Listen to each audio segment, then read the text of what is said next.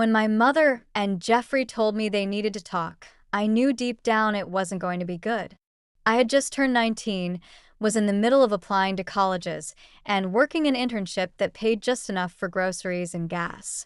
I sat at the kitchen table, looking at my mother, who wore an expression of detached disinterest. Jeffrey stood beside her, arms crossed, his eyes flitting anywhere but at me. It felt like they were preparing to give me bad news they couldn't care less about. "We need to make some changes around here," my mother said, her voice flat, almost bored.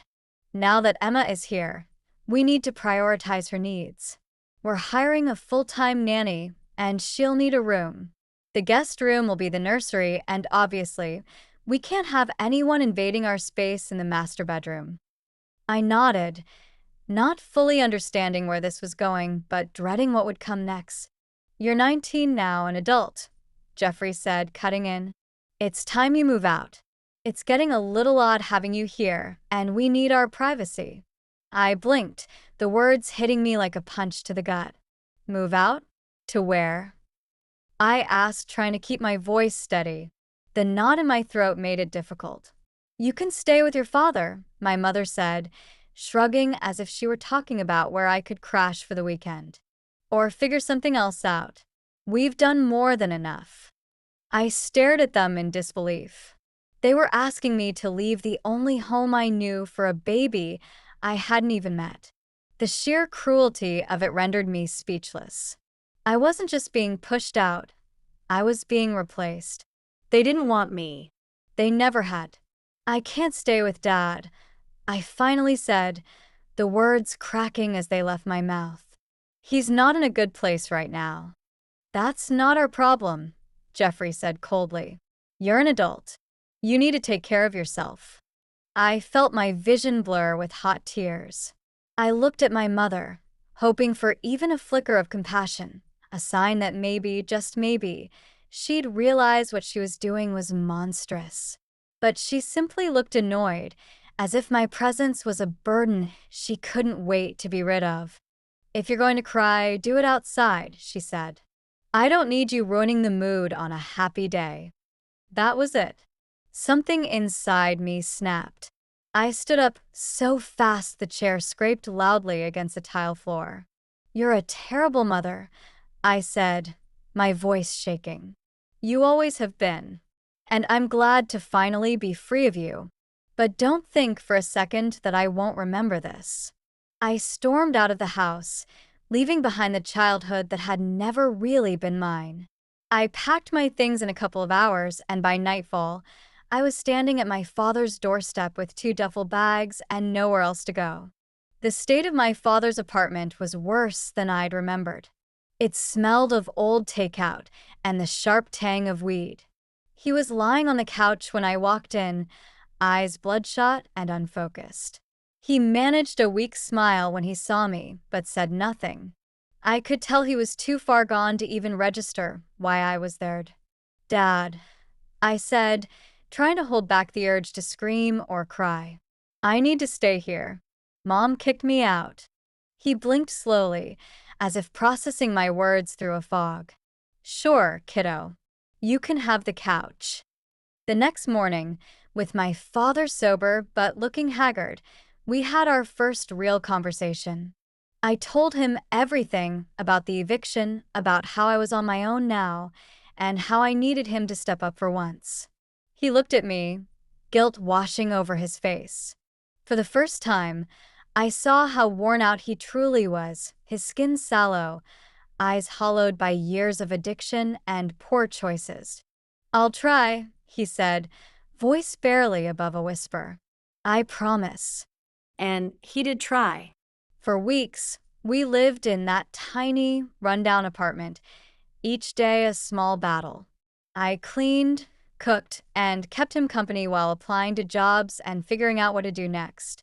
My dad picked up a few odd jobs, nothing stable, but it was a start. For the first time in my life, I saw him make an effort to be more than just the man who showed up for birthdays. But progress was slow. My internship paid me just enough to cover essentials, and college became a distant dream. My mother never once called to check on me, nor did Jeffrey. As far as they were concerned, I had ceased to exist the moment Emma was born. I worked and I managed to make ends meet, barely. There were moments of relapse, nights when he would come home reeking of smoke or would disappear for days at a time, but he always returned, ashamed and promising to do better. And slowly he did. 3 years after being thrown out, things started to turn around. My dad got a job as a store manager, a stable position that paid decently. I secured a role as an entry-level accountant at a small firm, which meant longer hours but better pay. We moved to a modest but clean house in a neighborhood that didn't smell like despair. Life was still hard, but it was better. We were better. Then, out of the blue, 2 weeks ago, my phone buzzed with a message from an unknown number. It was my mother. She needed my help. The message was short, almost cryptic, and had no warmth or familiarity in it. "We need to talk. Call me as soon as possible." I stared at the screen, feeling a surge of conflicting emotions, anger, disbelief, and a twinge of curiosity. Why was she reaching out now, after years of silence? What could she possibly want from me? I debated ignoring it, but curiosity got the better of me. I called her that evening, half expecting her to ask about me, to maybe even apologize for the way she had treated me. But when she answered, her voice was tense, urgent, and completely devoid of any sentiment. "Things aren't going well," she said without preamble. "Jeffrey and I are bankrupt. We've sold everything we can, but we're still short. We need your help. Emma's future is at stake." I felt the blood drain from my face. The audacity of her to ask for help after everything she had done. "You're serious?" I said, my voice barely above a whisper. "After you kicked me out, after everything, you think I owe you help?" "This isn't just about me," she snapped, as if I were being unreasonable. "Emma is innocent in all of this, and she deserves a chance. We need you, for her sake." For a moment, I almost felt bad for Emma. She was, after all, my half-sister, and she didn't ask for any of this. But then I remembered that look on my mother's face when she told me to cry outside because I was ruining the atmosphere. The years of feeling invisible, unwanted. My sympathy evaporated. "I'll see what I can do," I lied. I wasn't planning on giving her a cent, but something in me wanted to play along, to let her believe that I would help. Maybe it was a petty desire for retribution, or maybe I just wanted her to understand what it felt like to be strung along. Over the next few days, I kept up the charade, texting her sporadically, asking questions about their finances, pretending to care. Each time we spoke, I waited for her to show a glimmer of remorse, to acknowledge how she had treated me. But she never did. It was all business, all desperation, and it only solidified my resolve. 2 days ago, she finally asked when I was going to send the money. I decided it was time to drop the act. "I'm not sending you anything," I said, my voice steady. "You kicked me out of your life, remember? You told me I was unwanted, that you didn't need me. Well, now I don't need you." There was a stunned silence on the other end. Then she sputtered, "You can't be serious. We're talking about your sister's future." "No," I said firmly. "We're talking about the consequences of your actions. You made your choices, and now you have to live with them." Before she could respond, I hung up. My hands were shaking, a mix of adrenaline and years of pent-up frustration finally finding release. I knew what I'd just done was harsh, maybe even cruel, but for the first time in years, I felt like I had taken back some control. I sat at my laptop and typed out my story. I shared everything. The years of neglect, the day she kicked me out, and her recent attempt to use me as a financial safety net. I didn't embellish or exaggerate. I wanted people to know who she really was, the person behind the carefully constructed facade of a successful, caring mother.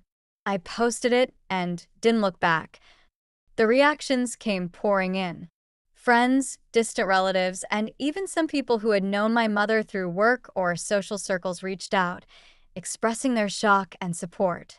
The post went viral within my community, and it didn't take long for it to reach her. My dad called me the next day, concerned. "I saw your post," he said, his voice weary. "Was it necessary?" "It was for me," I replied. He sighed, and I could sense his discomfort. He was still getting used to the idea of being a father who showed up, who cared, and I knew this confrontation bothered him.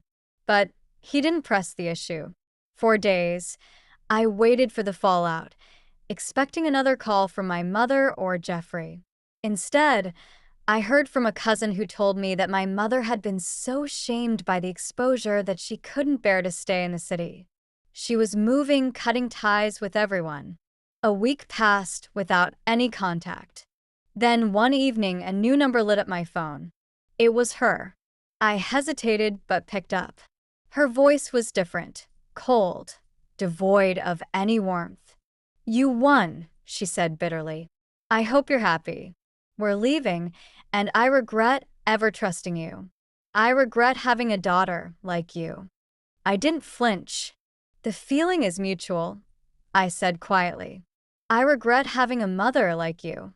She hung up without another word, and I sat in the silence that followed, feeling a strange mixture of relief and sadness. It was over. Truly over. Days turned into weeks, and my dad and I settled back into our lives. He got a raise at work, and I was promoted to a senior position at my firm. Life was finally steady, even good. The weight of my mother's presence was gone, and with it, the constant ache of trying to prove myself to someone who never cared. I thought about Emma sometimes, wondered how she was coping. She was innocent in all of this, and I hoped my mother's coldness hadn't seeped into her too deeply. But that was out of my hands now. I couldn't fix what I hadn't broken. One day, a mutual acquaintance reached out, telling me that my mother and Jeffrey were divorcing. The news didn't shock me. They had built their relationship on convenience and appearances, and once those crumbled, there was nothing left to hold them together. What did surprise me, though, was hearing that my mother had expressed concern for me. She told someone she wondered how I was doing, that she regretted how things had turned out. I didn't know if it was genuine, and honestly, I didn't care to find out. I wasn't willing to open that door again, even if she did try to reach out. Some bridges are better left burned. As for me, I learned to let go of the bitterness, to stop carrying the burden of my mother's failures. My dad and I grew closer, the years of neglect and mistakes overshadowed by his effort to be there now. We weren't perfect, but we were trying, and that was more than enough to. Months later, on a quiet Saturday morning, I received a letter in the mail. The handwriting was unfamiliar, but when I opened it, I realized it was from Emma. She wrote about how she had found my contact information through a family friend, how she'd heard bits and pieces of what happened and wanted to reach out. She apologized for taking up space in my life, unknowingly pushing me out. She said she wished things had been different and hoped that one day I might be willing to meet her. Tears stung my eyes as I read her words. She was only a child, caught in the middle of choices that weren't her own. I put the letter down, not sure what to do, but I didn't feel anger or resentment. Just a quiet hope that maybe, someday, I could be the older sister she needed.